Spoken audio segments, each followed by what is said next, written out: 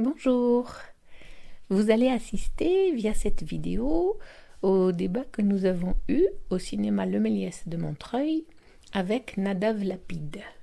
Nadav Lapid est venu nous présenter son film Oui, le 15 septembre, mais les 9 premières minutes, il n'y a pas d'image, je suis désolée.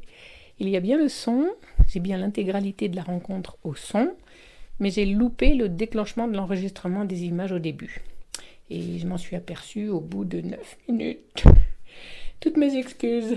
Bon, j'espère que ça ne va pas vous gâcher le plaisir parce que Nadav Lapid est vraiment un cinéaste intéressant et un homme formidable.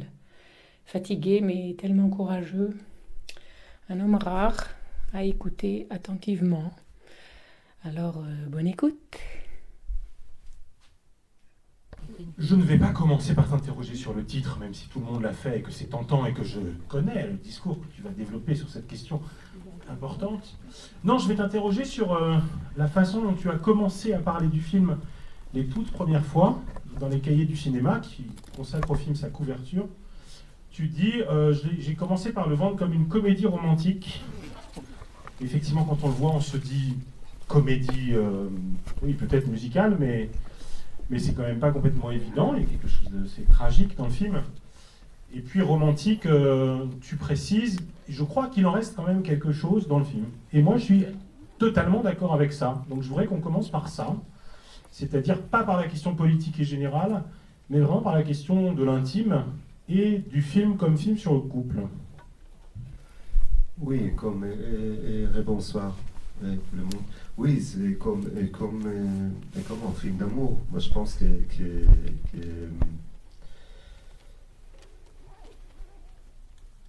enfin, pour moi, ça reste, pas que, évidemment, mais ça reste aussi un film d'amour. Et d'ailleurs, je trouve ça intéressant, parce que je pense que le film essaye d'examiner si l'amour, si le couple peut survivre et face à l'horreur du monde, face à l'horreur qui l'entoure, ou si finalement tout ce qui est beau soit rongé par tout ce qui est laid. Et dans ce sens-là, c'est intéressant que ce film, qui a commencé d'une certaine manière, majoritairement dans ma tête comme un film sur le couple, a été rongé aussi d'une certaine manière par la dimension film politique. C'est-à-dire que je suis sûr qu'à la sortie, que là, par exemple, si on aurait fait un sondage parmi nos spectateurs, s'agit-il d'un film d'amour ou d'un film sur l'horreur politique, 90% au moins aurait choisi l'option politique. Donc je trouve que d'une certaine manière, le film, il y a la dimension thématique du film, depuis le tout début, parce que c'est un film qui commence avec un baiser. Et un baiser, pas n'importe quel baiser. Et donc ça commence avec c'est qu'on peut s'imaginer comme un moment d'une intimité et d'amour fou à la fois. Et puis on s'éloigne un peu et on voit que ce baiser, c'est pas un baiser intime, c'est un spectacle. Quel spectacle? Spectacle est dans une fête décadente. Quelle fête décadente? Fête décadente des piliers de la société. Quelle société? La société qui est en train de commettre un génocide. Donc, je veux dire, déjà dans cette scène, on passe de l'amour, où l'amour finalement est écrasé et pollué par tout ce qui l'entoure, et en même temps, comment la scène se termine.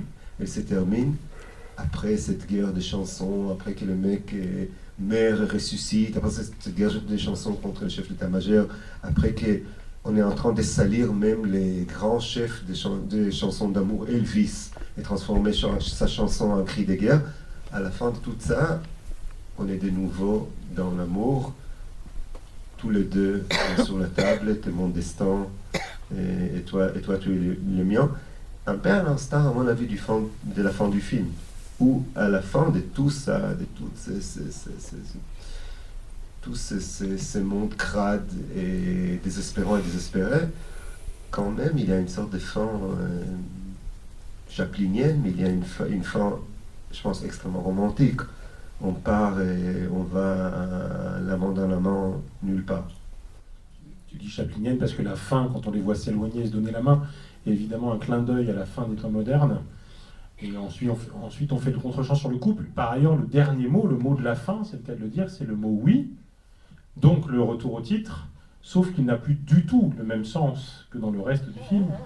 Il n'est plus du tout un geste de soumission et d'acceptation de la violence de la réalité. Il est au contraire un geste d'affirmation de la puissance de l'amour contre ce que la société leur a imposé jusque-là et ce dans quoi ils ont été pris.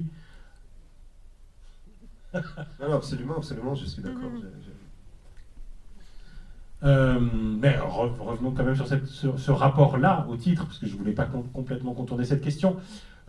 Tu dis dans les entretiens que, d'une certaine façon, tes films précédents étaient des films de résistance, des films dans lesquels il y avait une espèce de dynamique du refus, d'insurrection, et que dans ce film, tu as d'une certaine façon changé d'optique pour essayer d'expérimenter cet accompagnement du désastre. Enfin, voilà. Quel est le déclencheur? Et je dis ça, y compris par rapport à ta première réponse, qui était peut-être un tout petit peu codée. Tu dis c'est aussi ce qui est arrivé au film, parce qu'en fait, tu l'avais écrit avant le 7 octobre, l'essentiel de ce film, et il a été percuté par les événements tragiques qu'on connaît. Oui, et quel est le déclencheur sur le plan personnel, enfin, parce que moi, dans ce sens-là, je pense qu'il y a un côté assez basique et primitif dans mon parcours d'artiste. Il m'arrive un truc et j'en fais un film. C'est-à-dire il y a pas beaucoup d'abstraction. Et alors que l'événement est en train de se passer, je cours vite vers l'ordinateur et j'écris la scène. Vraiment, il y a une sorte de passage vite de la vie à l'écran. Donc, je pense que...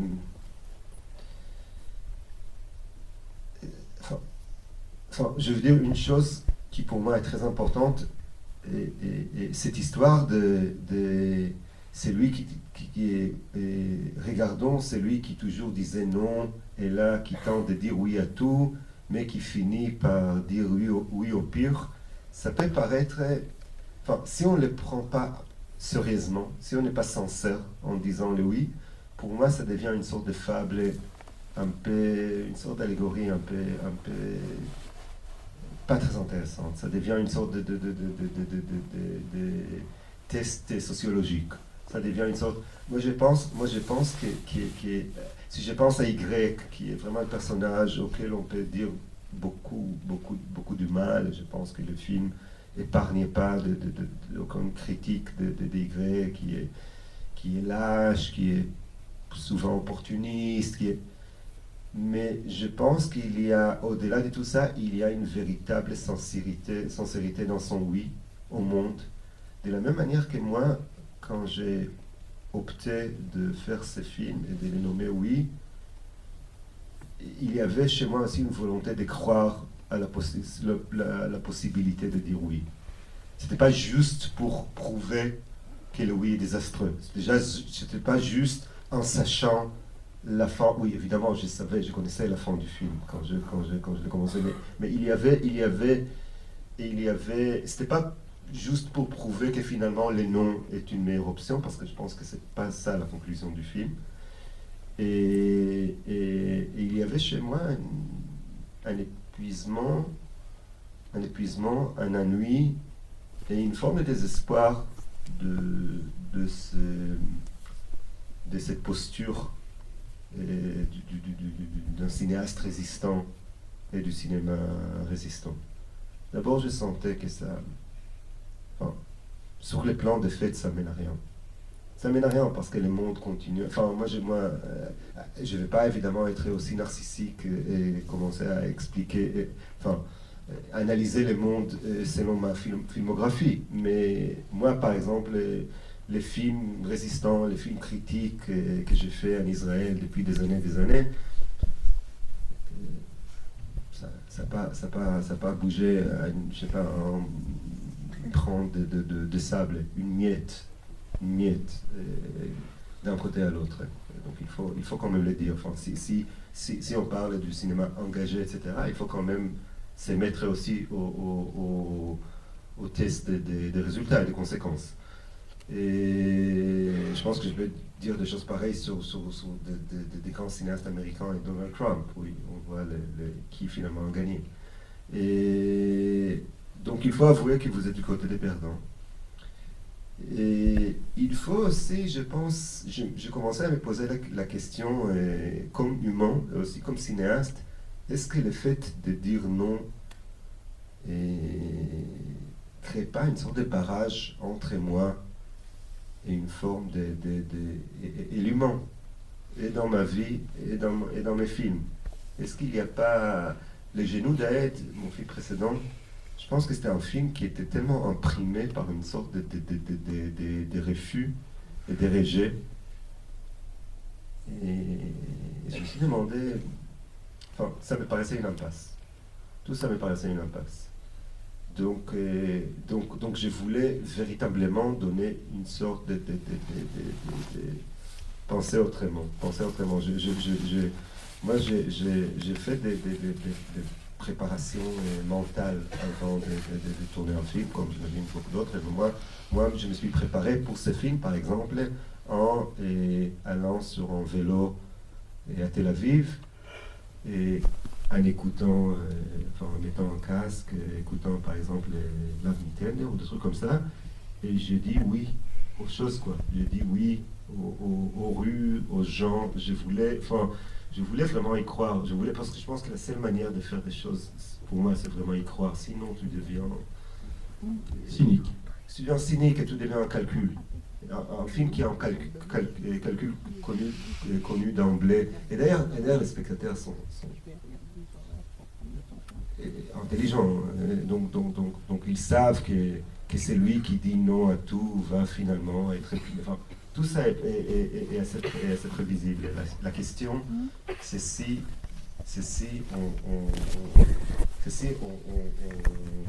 le oui arrive à pénétrer l'âme ou devient quelque chose d'extérieur.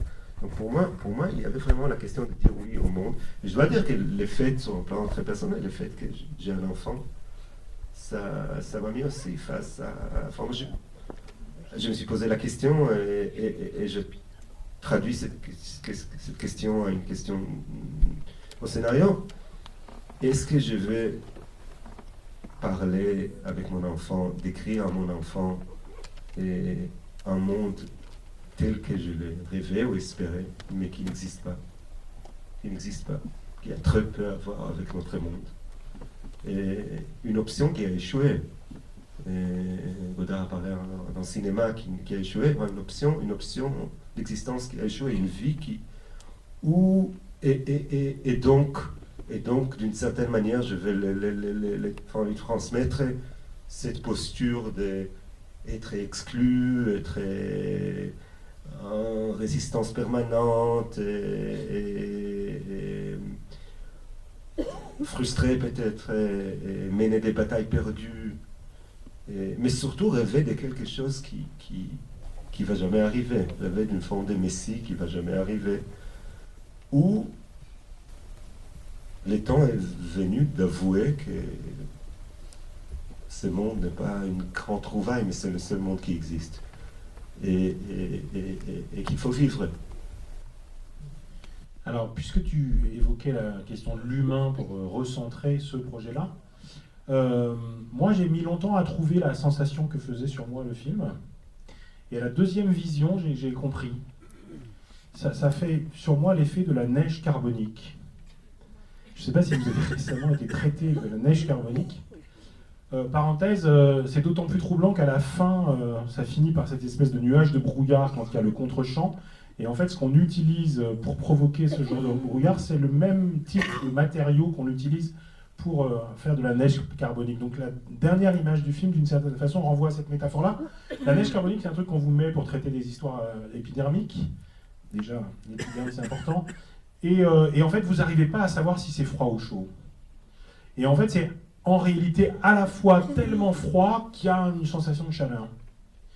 Et pour moi, ça rend compte de ce que le film essaye d'aller chercher de façon intime et politique, qui est une espèce d'oxymore permanente pour montrer à quel point, au cœur de la vulgarité extrême et de la soumission, il peut y avoir aussi du désir, parfois même du plaisir, et que tu dis quelque chose dans les cahiers, entre autres, qui est que rien de ce qui est humain ne t'est étranger, et que d'une certaine façon, ce qui t'intéresse, ce sont les gens qui sont aussi concernés par la vulgarité, par la grossièreté, par la fascination de l'ordre ou du pouvoir, et que tout ça, tu ne peux pas le traiter à distance, parce que ça parle aussi de toi, d'une certaine façon.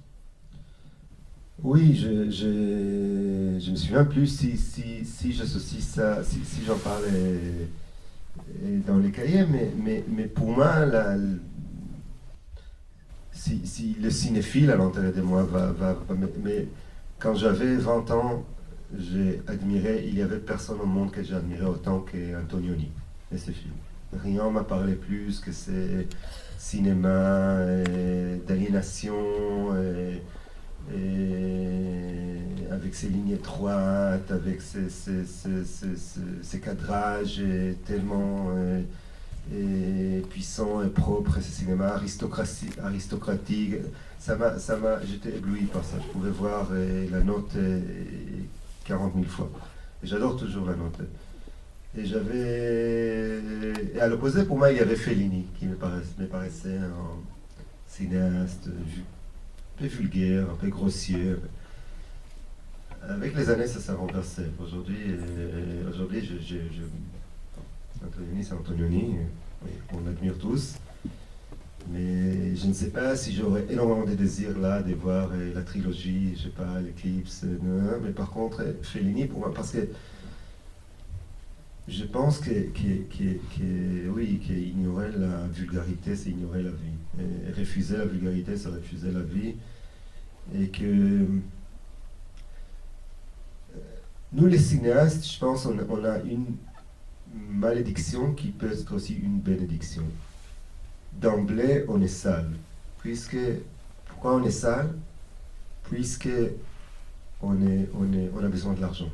On a besoin de penser à l'argent pour faire des films. On a besoin de penser à l'argent.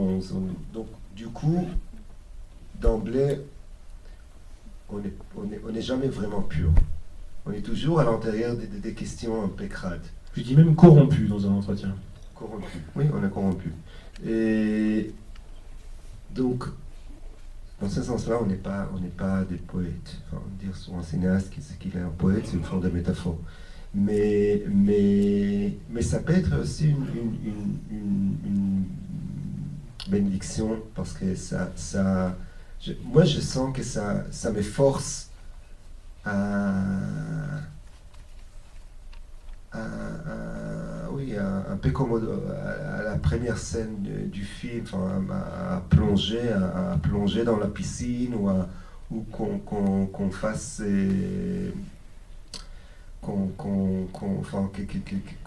qu'on mette ma tête à l'intérieur d'un bassin de toutes sortes de sauces et de jus et tu peux pas rester propre et oui, je pense que finalement un véritable œuvre du cinéma qui veut parler du monde doit surtout pas rester propre et le monde devient de plus en plus, moi j'ai l'impression que le monde devient de plus en plus sale parce que la saleté existe partout par les images qu'on consomme, enfin on est sali et on peut déplorer ça, peut-être il faut déplorer ça, mais un cinéaste doit toujours, pour moi un cinéaste doit toujours aussi, pas seulement, mais aussi admirer le présent. Et si tu admires le présent, tu admires la saleté plus que jamais. En déclarant une guerre aussi sur le présent. Et donc pour moi, oui, pour moi cette vulgarité disons que cette distinction entre vulgarité et art ou vulgarité vulgarité et poésie, et je ne la trouve pas très intéressante. Et du coup, elle te conduit à faire un cinéma de l'excès, puisque tu citais Fellini, toute la première partie est comme ça, dans une espèce de dynamique emportée par la musique, mais aussi par la danse, par les corps en mouvement permanent, par le rapport à la sexualité débordante, qui pour toi parlait vraiment de là où on est, Israël aujourd'hui, sachant que cet excès-là va très vite avoir une dimension de rapport au pouvoir, de soumission à ce pouvoir et de rapport à une espèce d'ordre militaire de la société et du monde.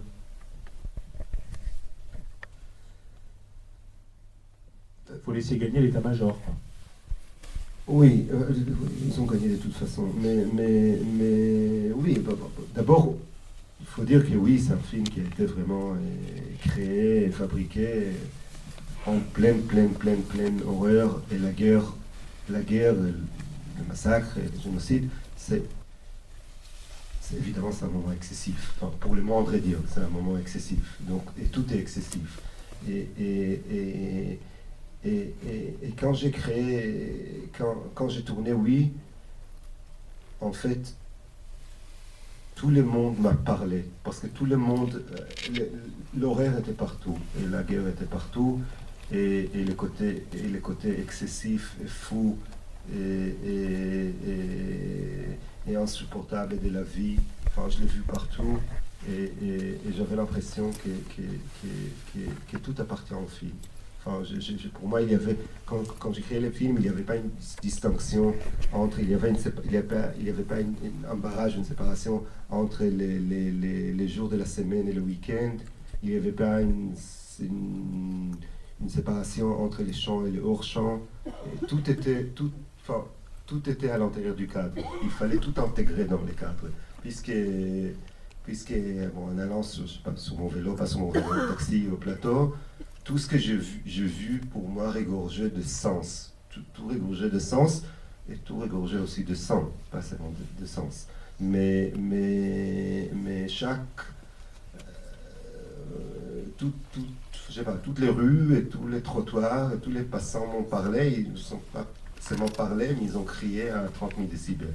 Donc je veux dire, comment on fait avec ça, avec une vérité où tout est essentiel, tout doit être filmé. Moi, j'arrêtais pas de regretter que je filme pas tout le temps, quoi. J'étais dans une sorte d'attaque de bolémie, mais je pense que cette bolémie avait un côté justifié, parce que vraiment tout criait l'horreur et le froid. Et pour reconstituer ça dans une œuvre de fiction, ou pour créer une œuvre de fiction qui soit à la hauteur de ça, qui tient tête à ça, il fallait aller à l'excès sur le plan du cinéma. Il fallait... Encore une fois, c'est aussi un sentiment psychologique que chaque jour et les derniers jours. Moi, quand j'ai fait ce film, je me suis dit, c'est ton dernier film. C'est ton dernier film, et c'est le dernier film. Parce que le monde... Parce que chaque jour, c'est le dernier jour, c'est le pire jour. C'est vraiment quand vous faites un film dans l'enfer. C'est ça les sentiments que vous avez. Donc, il fallait rien garder pour le prochain film. Tu sais, parfois, comme cinéaste, il m'arrive que en travaillant sur un film, j'ai l'impression que j'ai une très bonne idée. Je cherche comment l'intégrer. Je me rends compte du fait que ce sera artificiel de l'intégrer dans ce film-là, qui n'a pas sa place. On me dit, très bien, je vais le noter, je vais l'utiliser pour le prochain. Là, il n'y avait pas ça pour le prochain. Et d'ailleurs, toutes les idées avaient leur place, puisque tout était lié au film, puisque le véritable film s'est passé alors qu'on a tourné, et derrière nos dos. Et ça s'est passé hors champ. Il fallait qu'est-ce qu'on fait? Quand on filmait les films, on ratait le vrai film qui se déroulait en même temps. Donc tu fais des plans circulaires comme ça pour attraper, pour voir tout, pour attraper ce que tu rates. Et ouais. Plan circulaire comme ça fait penser à la caméra à 360 degrés, entre autres sur la colline de l'amour, où précisément on est dans la fusion des contraires, là, dans l'oxymore, puisqu'on est à la fois sur un baiser, et puis en même temps on est sur la mort absolue de l'autre côté. Ça, c'est une séquence quand même, là encore, très délicate, dérangeante pour le spectateur, comme l'est une partie du film, hein, vraiment. Enfin, c'est un film qui fait violence aussi au spectateur. Qu'est-ce qui fait que tu te décides en te disant il faut la filmer, en fait? C'est là qu'il faut aller, c'est dans ce lieu-là pour filmer Gaza, qui s'inscrivent dans le film, alors que tu ne peux pas y accéder, mais parce que c'est l'arrière-plan nécessaire de cette histoire. Moi, je pense que Gaza, c'est un peu le champ magnétique du film. C'est-à-dire, le film tôt ou tard, on y arrivera parce que elle est au fond de tout, elle est la racine de tout, et toute la première partie crie son absence est extrêmement présente. Et déjà, la première fête, on danse sur la bouche du volcan, on danse sur les cadavres.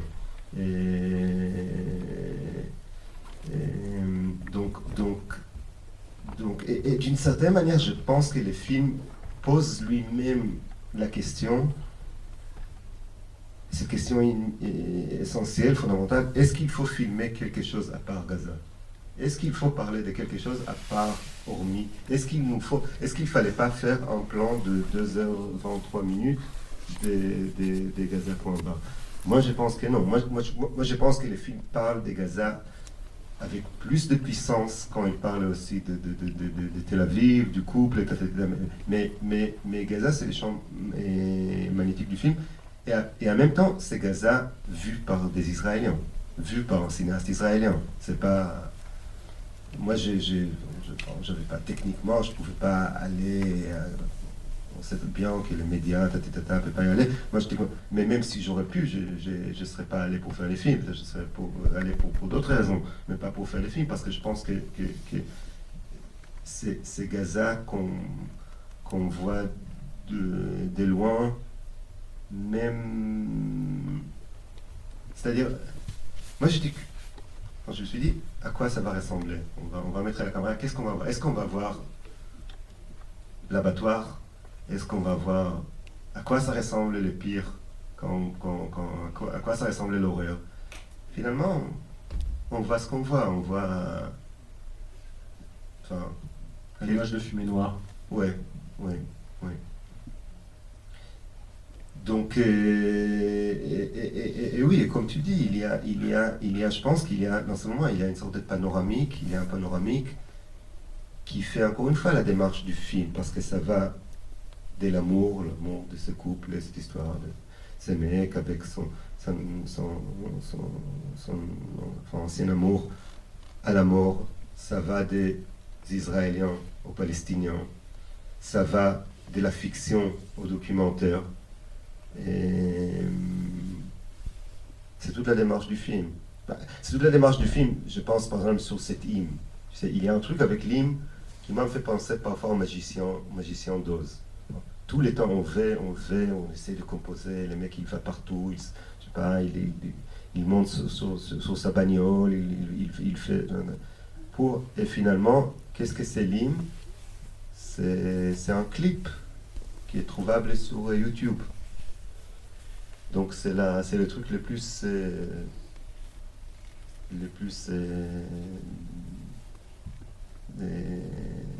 quotidien, le plus banal. Ouais. Ça a été un des points de départ, ce clip-là, dans le geste de réécriture et de prolongement, le fait de découvrir cet hymne réécrit pour devenir une déclaration de vengeance vis-à-vis des Palestiniens. Je pense que le plan du départ était le sentiment que j'ai prouvé quand je suis allé en Israël 2-3 semaines après le 7 octobre, parce que pendant le 7 octobre j'étais à Paris. Et moi, Dieu sait que j'ai à l'infini, à l'intérieur de moi, des conflits, et enfin, des critiques, et un rejet extrême par rapport à mon pays. Et aussi une forte intimité, ou peut-être ça va avec, un rejet. Et toujours, pour moi, toujours, il y a le moment, parce que depuis que j'habite à Paris, enfin, mon père est encore, mais j'y vais pas trop, je suis pas très souvent. Mais pour moi, il est co-scénariste du film. Oh, oui, mais toujours pour moi, il y a le moment où bon, on atterrit, il y a l'atterrissage, et je me dis, qu'est-ce que tu as fait? Pourquoi tu es allé là? Enfin, à quoi ça sert? Et cette fois-ci, c'était la première fois où je sentais pas ça. Et je sentais, on parlait, c'est quand même 2 semaines après le 7 octobre, mais je sentais une forme enfin, pour la première fois, je sentais une forme de tendresse. Une forme de tendresse, puisque le pays était encore en deuil, et en trauma, et en tristesse. Et moi aussi, j'étais triste. Et le deuil, c'est quelque chose qui attendrit les gens. Et en même temps, donc je sentais tout cela, et en même temps, c'était évident pour moi que tout ça amène à une vengeance d'une dimension apocalyptique et biblique, et qu'on qui quand, je ne sais pas, un Netanyahou dit qu'on va, comment il a dit ça, qu'on va ancrer une image dans la mémoire collective du Proche-Orient qui ne sera pas oubliée dans les, je sais pas, prochaines centaines d'années, ou je ne me souviens plus qu'est-ce qu'il est. Moi, je savais que ce n'est pas que des mots, et pas à cause des Netanyahou, parce que j'ai écouté les gens dans la rue, parce que j'ai parlé avec des amis, avec des gens bien, comme dans les films. Y et Jasmine aussi sont des gens bien. Et on parle ici des bons Israéliens, pas des mauvais. Et je savais que cette fois-ci, c'est... Donc je pense que ce sentiment de tendresse d'un côté et de l'horreur qui se rapproche, et du fait qu'on devient, qu'on est sur le bout de devenir, c'est qu'on est devenu depuis les assassins. Et ça m'a conduit ça m'a obligé de faire ces films. Et après, je pense une semaine après que je suis rentré à Paris, un ami m'a envoyé par WhatsApp ces clips, cette vidéo, initiation d'une association. Il y avait plusieurs comme ça, des associations, initiation qui a repris une chanson très importante en Israël, et qui a réécrit les paroles et pour chanter les louanges de la vengeance absolue, extrême, du génocide. Et d'ailleurs, évidemment, ils ont filmé des enfants qui chantent ces paroles pour dire la prochaine génération d'Israéliens va plus se contenter des petites victoires médiocres, elle ira jusqu'au bout. Et ces enfants-là vont tuer les enfants des autres, et ça sera la destruction totale et définitive. Et quand j'ai vu ça, vous réfléchissez à beaucoup de choses, mais finalement, je pense comme cinéaste, vous cherchez un spectacle audiovisuel. Et je savais que ça, c'est le spectacle audiovisuel que je cherchais. Et pour autant, dans la complexité du réel, il fallait aussi, et ce sera ma dernière question avant de passer la parole à la salle, juste après, il fallait aussi inscrire la puissance de déflagration du 7 octobre. Et ça passe par, pour une fois, le seul monologue du film, d'une certaine façon, qui est dans la voiture, dans la bouche de Léa.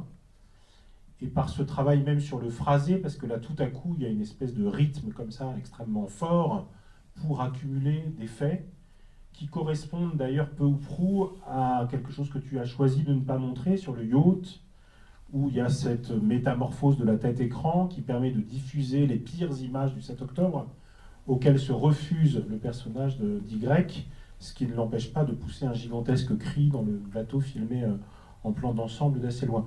Voilà, donc comment est-ce que ces deux moments-là, c'est-à-dire les images qui ne seront pas montrées, que tu n'utilises pas, il y a quelques fragments au tout début, puis ensuite on prend la distance, jouent dans la construction générale du film avec ce monologue de récits, de faits précis, circonstanciés et effrayants, qui évidemment prennent acte de cette extraordinaire déflagration du 7 octobre pour la société israélienne et pour le monde. Oui, enfin, je pense que c'est l'idée de la tête écran qui contient l'horreur. Enfin, c'est-à-dire, il y a un côté, enfin, on peut dire ça comme une sorte de métaphore. On peut dire, on est tous devenus avec ces images qu'on a consommées ou pas consommées, ou s'empêcher de consommer. Nous, on est tous devenus, surtout les Israéliens, devenus des écrans, c'est gravé à l'intérieur de notre tête, etc., etc. Après, je pense que ce qui est intéressant dans le cinéma, c'est transformer des métaphores à l'audiovisuel. Enfin, aller au bout des métaphores, comme je sais pas. Je donne un exemple stupide, mais les gens ils disent le chai des bottes, donc le chant des bottes. Et parce que souvent la métaphore prend la vivacité des paroles et des actes. Puisque les risques, ça va ancrer. Oui, ça va vider la vivacité, l'essence, la vérité des paroles et des actes.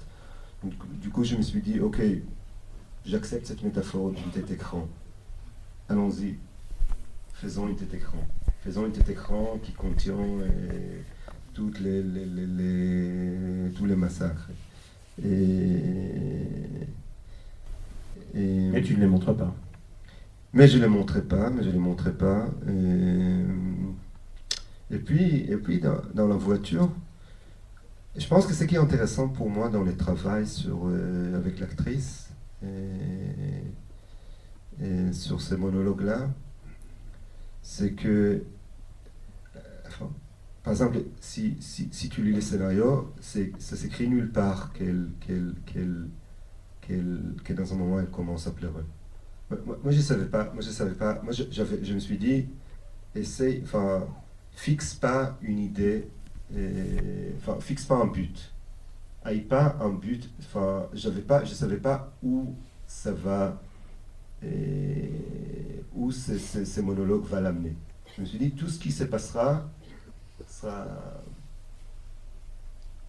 enfin, il fallait croire aux mots. Enfin, la seule chose que je lui dis, enfin, quand je l'ai dirigé, je lui ai dit, pense aux mots que tu dis. Pense aux mots que tu dis. Et je me suis dit, moi je crois que quelqu'un qui dit autant de fois tué, assassiné, et je ne sais pas quoi, et tiré, une balle dans la tête, et arracher ceci, violer, finalement, quelque chose, enfin, les humains qui regardent les films, et l'humain qui articule ces mots, quelque chose lui arrive. Et quelque chose est arrivé. Qui pose la première question? On va en prendre 2 ou 3, pas plus. Je le vois. Ouais.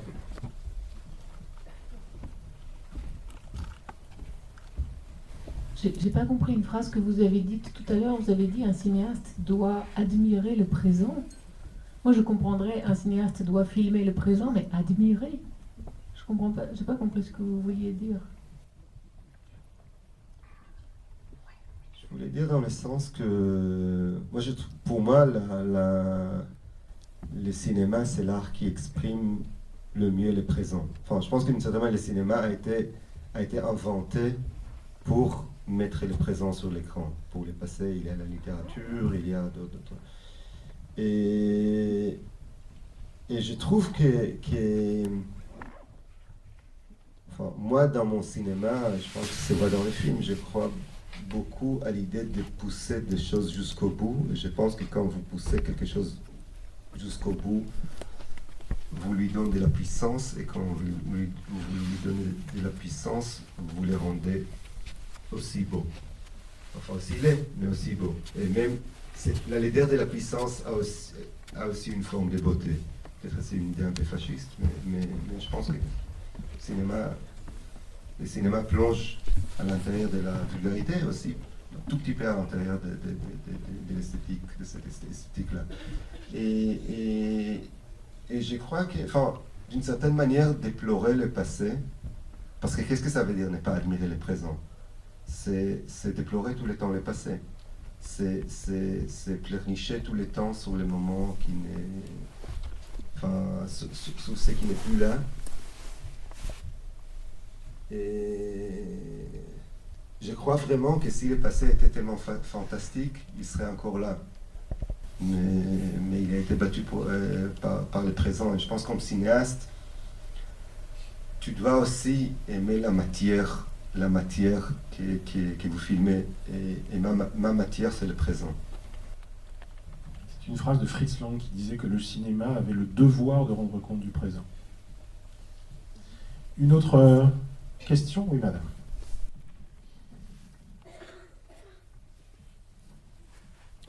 Oui, merci beaucoup. Et j'aurais beaucoup de choses à dire, mais c'est très très dur. J'ai été impressionnée beaucoup par ce film.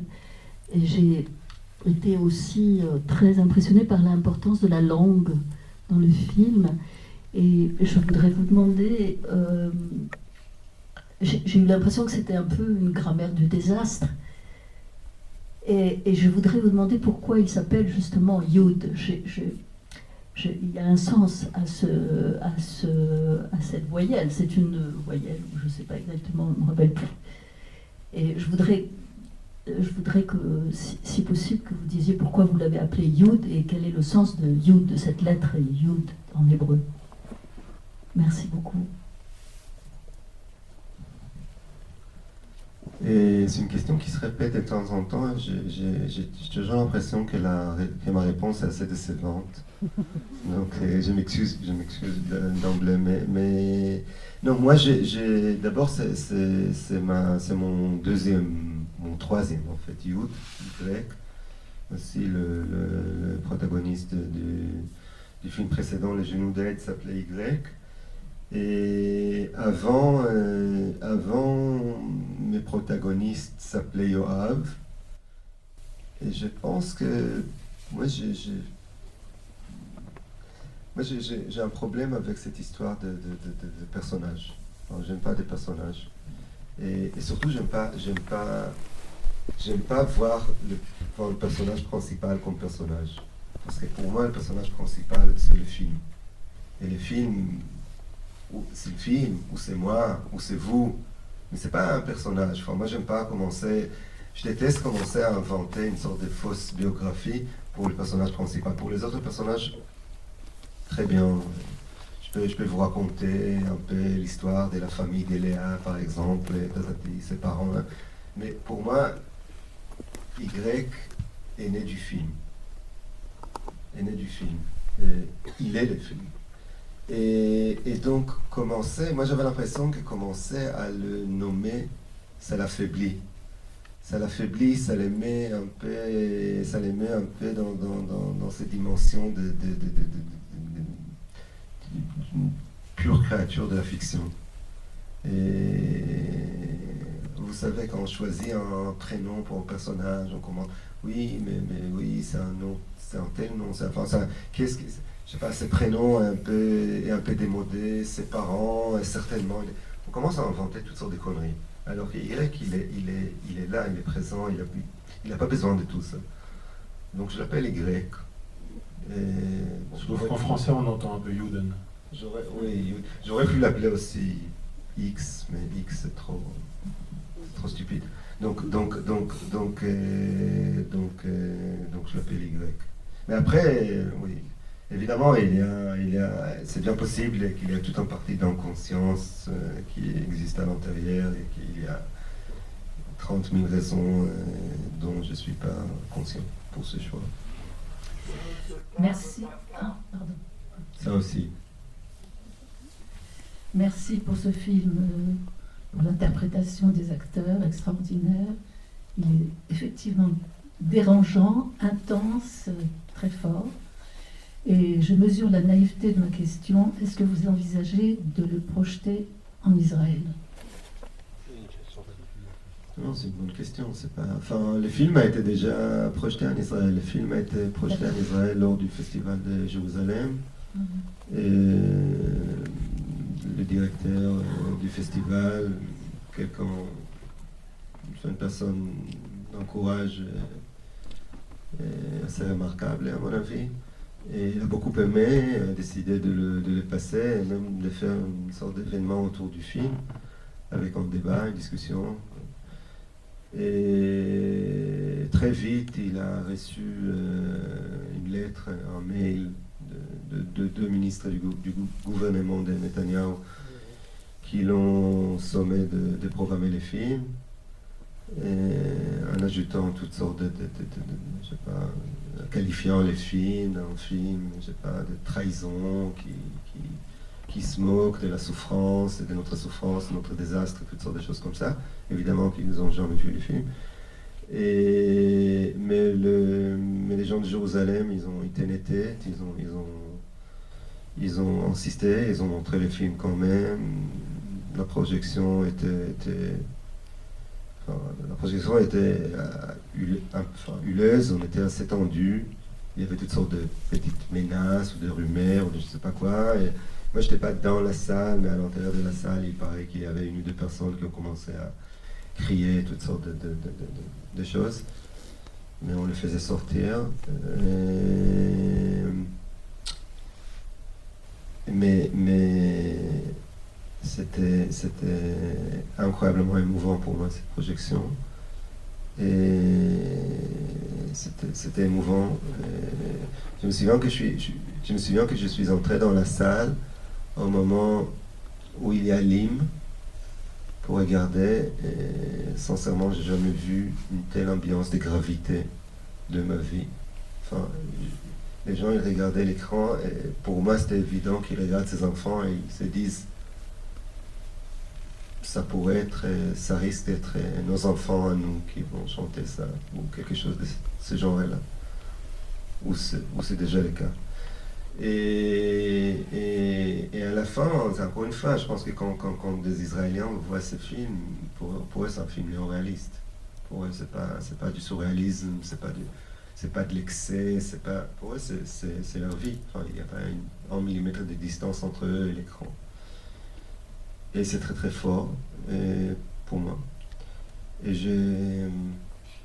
le film, il sortira en salle en Israël. Il n'est pas aucun des distributeurs importants voulait pas les sortir, mais nous on va le sortir. Et je pense que c'est... Enfin,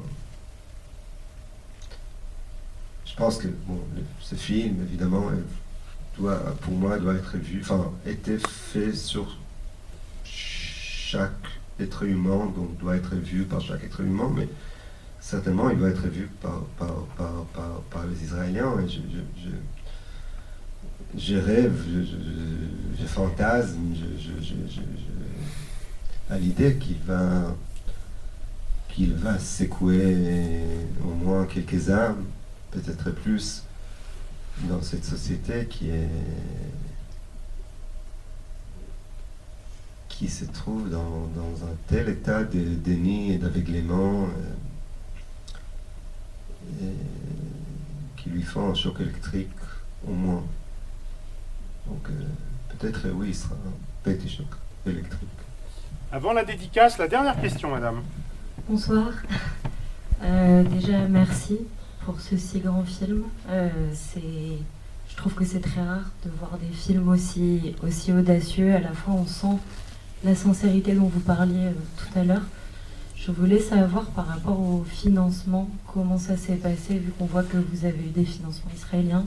Et j'imagine que ça a été un peu compliqué. Enfin, si vous pouviez parler un tout petit peu de ce processus. Et il y a ici Judith, la productrice, dans la salle. Judith, tu veux en parler ou tu préfères que moi j'en parle? Bon, moi, ce que je peux dire, c'est que... d'abord, je veux dire que c'est une question qui revient et que je comprends évidemment aussi pourquoi. Le film a eu le soutien des Israeli Film Fund avant le 7 octobre et dans sa première version, parce qu'il y avait une version du scénario avant la guerre, qui était évidemment différente. Et en même temps, Israeli Film Fund, un peu équivalent du CNC, c'est un fonds de cinéma indépendant c'est-à-dire la décision de soutenir le film a été prise par la directrice artistique du fonds, une femme extrêmement cinéphile et pas moins courageuse, qui s'appelle Noah Regel. Je pense que je pourrais juste souhaiter, par exemple, aux Français d'avoir des gens aussi courageux et cinéphiles aux têtes de leur institution du cinéma. Et donc, et d'ailleurs, qui risque aussi sa poste en soutenant un film pareil, et surtout quand le film va sortir en salle, et par un comité de réalisateurs en critique de cinéma. Donc c'est pas l'État d'Israël, ni le gouvernement d'Israël, mais c'est des gens du cinéma. Et qu'est-ce que je peux dire? Enfin, toutes ces questions de financement israélien, évidemment, deviennent de plus en plus compliquées avec la détérioration et l'aggravement des événements politiques. J'espère que oui,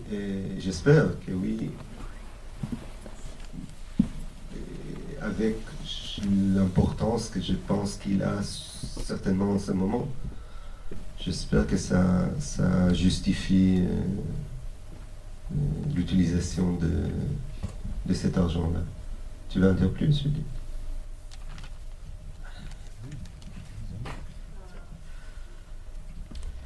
En fait, il y aurait beaucoup de choses à dire sur le financement. Je ne sais pas si on a le temps pour ça, mais je crois que tu as répondu au point le plus... qui paraît en tout cas celui le plus contradictoire. Ou en tout cas, moi, ce que j'ai ressenti depuis la France, donc, d'où le film s'est fabriqué, comme Le Genou d'Aide, en fait, c'est plus des films que Nadav peut financer en Israël. En fait, à part ce fonds, il n'y a jamais eu la possibilité de trouver quoi que ce soit d'autre. En fait. Mais ça a été très très compliqué en Europe. C'était très compliqué en France. Ça a été... En fait, in fine, on a pu le faire grâce à la renommée des films précédents de Nadav et au fait qu'il y a des producteurs français comme sur Genou d'Aide, en fait, qui sont venus pallier à l'absence de financement institutionnel français, type diffuseur, un canal refuse. Le CNC voulait pas y aller jusqu'à jusqu'à la toute fin de la post-production, c'est-à-dire après Cannes, il a été aidé avec 70 000 €. On fait pas un long métrage avec ça. Donc c'est des coproductions qui réunissent 4 pays. En fait, c'est un peu une montagne, quoi. C'est une montagne. Et surtout, moi, ce que ça m'a raconté, je le dis parce que je pense que ça nous touche directement sur le plan institutionnel en France, c'est qu'en fait, Nadav avait, on va dire, un parcours qui permettait exceptionnellement de rassembler des gens autour de son film, mais que produire aujourd'hui un film politique de cette nature, qui ne cherche pas à être une sorte de reconstitution vaguement moralisante, c'est plus possible. C'est plus possible de les financer et c'est pas un hasard, c'est des choses qui mériteraient d'être décryptées, d'être partagées, mais c'est quand même c'est assez troublant et on le voit aussi dans la diffusion que les institutions qui partagent normalement le cinéma par son audace, etc. En fait quelque part reproduisent une forme d'autocensure ou en tout cas ne vont plus sur certains terrains, quoi. Donc c'est quand même un film qui révèle quelque chose aussi sur notre capacité à exprimer une forme de liberté de ton ou je pense que le film nous a aussi raconté la période dans laquelle on l'a fait, en tout cas. Je ne sais pas si c'est une réponse. Mais... Merci à Judith Loulédy et merci à Madame Lapide en dédicace immédiate avec Morgane Potier dans la nef. Bonne soirée à toutes et à tous et merci Céline. On va évacuer très très vite la salle pour être sûr que Céline peut partir le plus rapidement possible. Merci.